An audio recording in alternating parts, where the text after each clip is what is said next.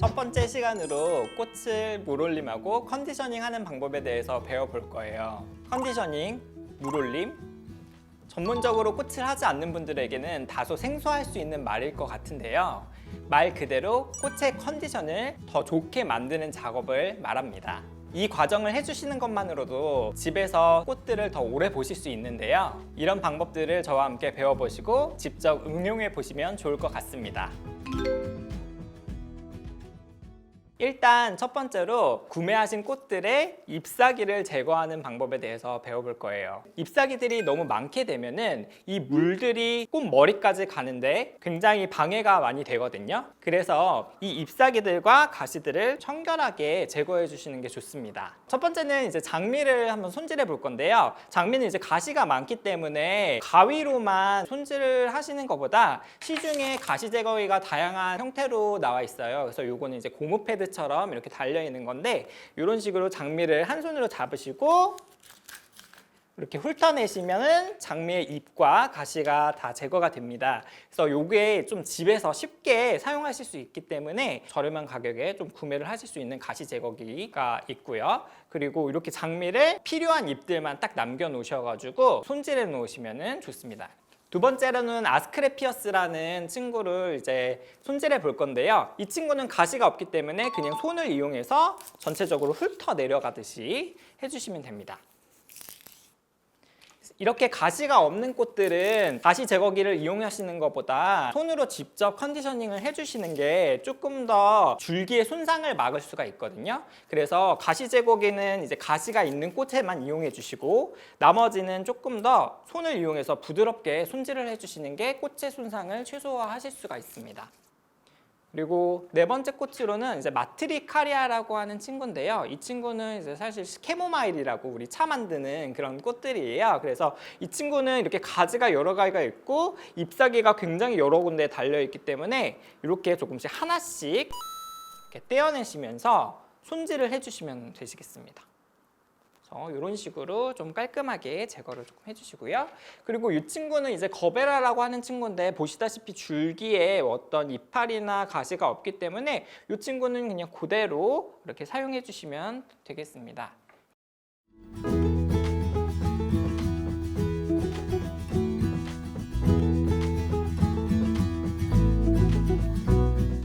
이렇게 이파리를 한번 이렇게 정리하는 방법에 대해서 배워보셨는데요. 잎사귀들이 많게 되면 물들이 올라가면서 꽃에 전달되는 게 아니라 잎사귀 주변으로 전달이 될 수 있기 때문에 이렇게 꼭 필요한 잎들만 남겨놓고 컨디셔닝 하는 게 굉장히 중요합니다. 두 번째로 열탕 처리입니다. 꽃이 잘려서 저희 테이블까지 오는 동안 줄기의 끝면이 수많은 공기들 속에 노출이 되고 이 줄기들 속에 공기방울이 많이 들어가게 됩니다. 이 도관 안에 공기방울이 들어가게 되면은 물이 직접적으로 꽃머리까지 도달하는데 굉장히 큰 방해가 되거든요. 그래서 이 열탕 처리를 통해서 줄기 안에 공기방울을 내보내는 방법에 대해서 배워보겠습니다. 준비물로는 끝내무가 얼음물이 필요해요. 지금 우리가 컨디셔닝한 꽃들을 이렇게 사선 방향으로 먼저 잘라주시고요. 자른 꽃들을 끝내물에다가 이렇게 담가주시면 여기 안에서 기포 방울이 뽀글뽀글 올라오는 게 아마 보이실 거예요. 그래서 한 15초에서 20초 정도 담갔다가 바로 얼음물로 이렇게 옮겨주시면 돼요. 이렇게 열탕 처리를 해주시면요.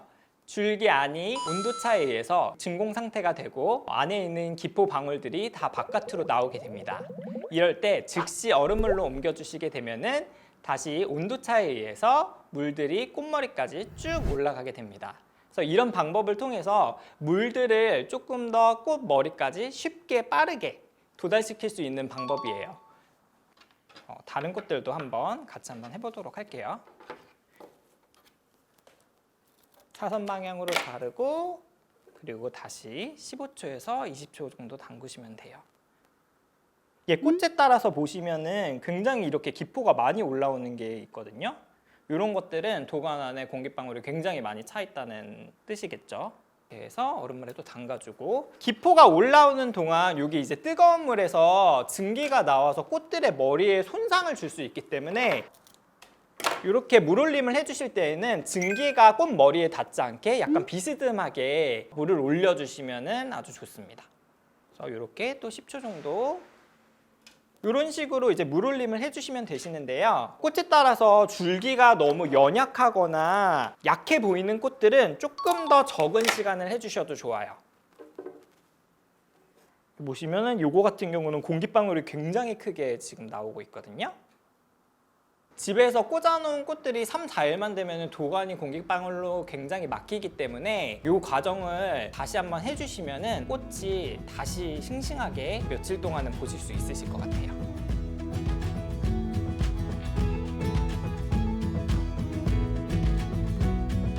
컨디셔닝을 쉽게 하는 방법에 대해서 배워보셨는데요. 앞으로 집에서 꽃들을 관리하실 때 이런 방법을 사용해서 좀 더 꽃들을 오래 보실 수 있으면 좋겠습니다. 그러면 저는 다음 2강에서 이렇게 컨디셔닝 꽃들을 이용해서 쉽고 재밌게 병꽂이하는 방법을 안내해 드리겠습니다. 감사합니다.